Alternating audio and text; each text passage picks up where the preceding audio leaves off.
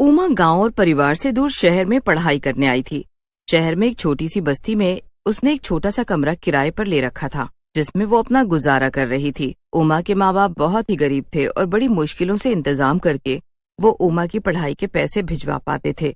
इतने पैसे से मेरा क्या होगा, मुझे तो कुछ करना ही होगा, ऐसे मुझे भी परेशानी होगी और बाबूजी को भी। जब उमा के बाबूजी की चिट्ठी आई कि घर की छत गिर गई है, जिसकी वजह से वो इस बार कम पैसे भेज रहे हैं, उमा उस दिन बड़ी ही परेशान थी। वो शाम को बाजार से कुछ सामान लेने के लिए किराने की दुकान पर खड़ी ही थी कि तभी वहाँ एक चाइनीज लड़की आई और दुकान से पूछने लगी, क्या यहाँ आसपास कोई सस्ते में मुझे किराए पर कमरा मिल जाएगा? शीना इतना पूछकर चली जाती है, पर पीछे से उमा जल्दी से जाकर उसे रोकती है। अरे, मैं भी इसी बस्ती में किराए के एक मकान में रहती हूँ। अच्छा, तो तुम ही बता दो, अगर तुम्हारी नजर में कोई कमरा हो तो बस सस्ता सा हो, क्योंकि मैं इस शहर में नई हूँ और अकेली भी।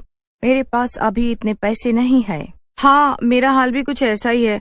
अगर तुमको एतराज ना हो तो तुम मेरे साथ रह सकती हो, हम किराया आधा आधा बांट लेंगी। अरे वाह, ये तो अच्छा आइडिया है, मुझे कोई दिक्कत नहीं है। बस फिर शीना और उमा दोनों एक साथ रहने लगती हैं। दोनों की काफी अच्छी दोस्ती भी हो जाती है, पर कुछ दिनों बाद दोनों को पैसे की बड़ी परेशानी होने लगती है। दोनों के पास ही ज्यादा पैसे नहीं बचते। समझ नहीं आ रहा क्या करूं, बाबूजी से भी पैसों के लिए नहीं बोल सकती। मेरा तो इस दुनिया में कोई नहीं है, मैं तो किससे पैसे मांगूंगी? इस शहर में अगर रहना है तो हमें कोई काम तो देखना ही पड़ेगा। अरे, पर तुम तो कॉलेज जाती हो, तुम कैसे कमा पाओगी? हम क्या कोई छोटा मोटा काम नहीं कर सकते? कोई छोटा मोटा काम ही खोल सकते हैं। कॉलेज से आने के बाद हम दोनों मिलकर कर लिया करेंगे। दोनों बहुत सोचती हैं, पर उनके दिमाग में कोई आइडिया ही नहीं आता। उसके बाद दोनों को बड़ी तेज भूख लगने लगती है। शीना फटाफट दोनों के लिए नूडल्स बनाकर लाती है। नूडल्स खाते खाते उमा के दिमाग में आइडिया आ जाता है। आ गया आइडिया, बताओ बताओ क्या आइडिया आया? Chinese food. तुम इतना बढ़िया चाइनीज बनाती हो ना कि कोई भी खाकर दीवाना हो जाए। और यहाँ आसपास बस्ती में कोई भी चाइनीज नहीं बेचता सिवाय वो मोटे के, पर वो इतना महंगा देता है कि बस पूछो ही मत। अगर हम चाइनीज बेचना शुरू कर दें तो देखना, हमारी दुकान बहुत बढ़िया चलेगी। हाँ, आइडिया तो बढ़िया है, मैं भी सारी चाइनीज चीजें बनाना जानती हूँ। हम कल से ही ये काम शुरू कर देते हैं और तुम उसमें मेरी मदद कर देना। शाम को बाजार में भीड़ भाड़ भी काफी रहती है और सब लोग खाने निकालते हैं। हाँ, हम अपनी चाइनीज फूड का रेट कम रखेंगे तो देखना सब आएंगे हमारे पास। बस फिर क्या था, अगले ही दिन दोनों सहेलियां अपने अपने पैसे इकट्ठे करती हैं और उससे सामान ले आती हैं, और उमा इन सब में उसकी पूरी मदद करती है। दोनों मिलकर बस्ती के बाजार में अपना ठेला लगाकर खड़े हो जाते हैं। आइए आइए और स्वादिष्ट चाइनीज खाकर जाइए। आइए ना भैया, बस 10 रुपए से शुरू है, कोई भी आकर खाओ, बस 10 रुपए में। लोग 10 रुपए का नाम सुनकर हैरान रह जाते हैं और उसका चाइनीज फूड आकर खाने लगते हैं। जब लोग चाइनीज खाते हैं तो बस खाते ही रह जाते हैं। पहले दिन ही उनके यहाँ ऐसी भीड़ लगती है कि बस 2 घंटे में ही सब सामान खत्म हो जाता है। मुझे तो यकीन नहीं हो रहा हमारा सामान सारा बिक गया, पर मुझे तो पूरा यकीन था कि तुम्हारे हाथ का चाइनीज फूड खाकर सब उंगलियां चाटते रह जाएंगे। फिर दोनों खुशी खुशी घर आ जाती हैं। घर आकर वो दोनों मिलकर पैसे गिनती हैं और पहले दिन की कमाई से दोनों बहुत खुश हो जाती हैं। इससे अब तुम कल ही सबसे पहले अपने कॉलेज की फीस भर देना, बाकी पैसों से हम कल और सामान ले आएंगे। दोनों उस रात सुकून से सो जाते हैं। अगले दिन उमा अपने कॉलेज की फीस भी भर देती है। कॉलेज से आकर दोनों मिलकर बाजार से सामान लेकर आते हैं और फिर दोनों मिलकर सब सामान तैयार करके बाजार में भी लगा देते हैं। बाजार में पहुंचते ही लोगों की भारी भीड़ जमा हो जाती है। अरे बेटा, मेरे घर बहुत सारे मेहमान आए हुए हैं, तू जरा जल्दी से मुझे 10 प्लेट मोमोज और 100 रुपए के फ्राइज पैक करके दे दे। जी आंटी, बस अभी देते हैं। अब तो रोज ही शीना और उमा के चाइनीज फूड के ठेले पर इतनी भीड़ रहती थी कि सामान थोड़ी ही देर में खत्म हो जाता है। मोटे लाल की दुकान शीला और उमा के चाइनीज फूड की वजह से बिल्कुल ही चलना बंद हो जाती है, जिसकी वजह से उसे बड़ा दुख भी होता है और उन लड़कियों की तारीफ सुनकर उसे गुस्सा भी आता है। एक दिन वो खुद ग्राहक बनकर उनके ठेले पर ही पहुंच जाता है। आज जरा खा कर तो देखूं कि ऐसा क्या है इन लड़कियों के चाइनीज फूड में जो मोतीलाल की दुकान में मोटेलाल जब उन लड़कियों के ठेले का चाइनीज खाता है तो खाता ही रह जाता है।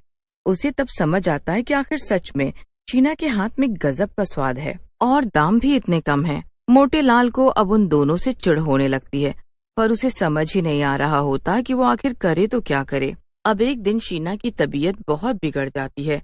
उसे एकदम से चक्कर आ जाता है और वो गिर जाती है। उमा उसे डॉक्टर के पास लेकर जाती है, पर दवाइयों से भी वो ठीक नहीं हो पा रही थी। इसी वजह से अब ठेला लगाना बंद कर देती है और मोटेलाल फिर से खुश हो जाता है। मोटेलाल अपने लिए बड़ा ही खुश हो रहा था, क्योंकि उसकी दुकानदारी फिर से होने लगती है। पर इधर शीना की हालत को देखकर उमा बड़ी परेशान होती है। वो उसे हर हॉस्पिटल में दिखा लेती है, पर शीना की तबीयत में कोई सुधार नहीं आ पा रहा होता। एक दिन की बात है, जब शीना एकदम बीमार की हालत में बिस्तर पर पड़ी होती है और उमा उसके पास बैठी होती है, तो शीना उमा से बोलती है, मेरी वजह से अब हम ठेला भी नहीं लगा पा रहे हैं।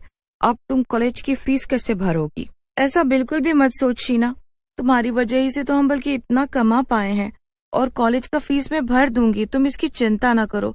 उमा शीना का बहुत ध्यान रखती है और पूरी रात उसी के पास बैठी रहती है। बैठे बैठे कब उमा की आंख लग जाती है उसे पता ही नहीं चलता। उमा के साथ शीना की भी आंख लग जाती है, पर शीना दोबारा कभी नहीं उठती। उमा से ये बात बर्दाश्त ही नहीं हो पाती। वो शीना के लिए बहुत रोती है। उमा पूरा दिन बस रोती रहती है। वो उस दिन खाना भी नहीं खाती। हर वक्त कोने में बैठी बस वो शीना को याद करती रहती है। अचानक उमा के कंधे पर एक हाथ आता है। उमा पीछे मुड़कर देखती है तो सामने एक चुड़ैल होती है। उमा बहुत डर जाती है। डरो मत, मैं शीना हूँ, तुम्हारी दोस्त। मैं तुम्हारी मदद करने आई हूँ। मुझे पता चला है तुम्हारे माँ बाप बहुत गरीब हैं और उनको तुमसे ही सारी उम्मीद है। चलो अब आंसू पोंछो और कुछ खा लो। मुझे पता है तुमने अभी तक कुछ भी नहीं खाया। उस दिन शीना अपने हाथों से उमा को खाना खिलाती है। अगले दिन उमा हिम्मत करके उठती है और कॉलेज जाती है। कॉलेज से आने के बाद वो शाम को अपना ठेला लगाने की तैयारी करती है। चुड़ैल बस फिर अपने हाथों को इतना फटाफट चलाती है कि उमा को देखती रह जाती है। फटाफट मोमोज बनाकर तैयार कर देती है। उमा तो ये सब देखकर हैरान रह जाती है। बाप रे बाप, तुम इतनी तेजी से कैसे ये सब कर सकती हो? बस फिर दोनों अपना चाइनीज फूड का ठेला लेकर चल पड़ती हैं। जैसे ही उमा बाजार में पहुंचती है, सभी लोग खुशी खुशी उसके पास चाइनीज खाने आ जाते हैं। उमा सबको चाइनीज फूड खिलाती है और सब सामान बेचकर घर आ जाती है। देखो, अब तुम्हारे पेपर आने वाले हैं, तो तुम बस अपनी पढ़ाई पर ध्यान देना, पर बाकी वो सब मैं संभाल लूंगी। तुम उसकी चिंता मत करो, तुम बस पढ़ाई करना। ये तुम्हारे फाइनल पेपर हैं। मुझे कभी ये काम करके बुरा नहीं लगा, और सच बताऊं तो ये ठेला, ये मेहनत बस तुम्हारी ही है। अब बस भी करो। उस दिन के बाद चाइनीज बनाने वाली चुड़ैल अकेले ही सब संभाल लेती है और बस उमा अपनी पढ़ाई पर ध्यान देती है। शाम को वक्त निकालकर बस उसे 2 घंटे के लिए ठेले को संभालना होता है। चुड़ैल की मदद से उमा अच्छे से अपने पेपर्स देती है और जब उसका रिजल्ट आता है तो वो खुशी से पागल हो जाती है। मुझे तो यकीन ही नहीं हो रहा कि कॉलेज में मैंने टॉप किया है और अब मुझे स्कॉलरशिप मिल जाएगी। उमा फटाफट ये खुशखबरी अपनी सहेली शीना चुड़ैल को देती है। दोनों एक दूसरे के गले लग जाती हैं। उमा उस दिन बहुत खुश होती है। पता है, मुझे कॉलेज से स्कॉलरशिप मिल जाएगी और मैं आगे की पढ़ाई के लिए विदेश चली जाऊंगी। क्या सच में? ये तो बहुत खुशी की बात है। हाँ, पर ये सब छूट जाएगा। पता है, ये जीवन की सबसे अच्छी यादें थी जो मैंने तुम्हारे साथ बिताई हैं। मेरे जीवन की भी ये सबसे अच्छी यादें हैं उमा। मेरा तो इस दुनिया में तुम्हारे सिवा कोई भी नहीं था। शायद भगवान ने अच्छा ही किया जो मुझे अपने पास बुला लिया, वरना तुमसे आज बिछड़कर मुझे बहुत तकलीफ होती। पर आज जब तुम अपने जीवन में सफल होने जा रही हो, तो आज मेरा तो मकसद पूरा हो जाएगा जिसके लिए मेरी आत्मा को शांति नहीं मिली थी। तुम हमेशा मेरी सबसे अच्छी दोस्त रहोगी। तुम भी। इतना कहकर चुड़ैल उमा को अलविदा करके हमेशा हमेशा के लिए चली जाती है। उमा अपनी पढ़ाई के लिए विदेश चली जाती है और जब वो वापस आती है तो शहर में उसकी बहुत अच्छी नौकरी लग जाती है। वो अपने माँ बाप को भी शहर बुलवा लेती है और सब खुशी खुशी साथ रहते हैं। सालों बीत जाते हैं पर उमा कभी भी अपनी दोस्त शीना और उसके हाथ के चाइनीज खाने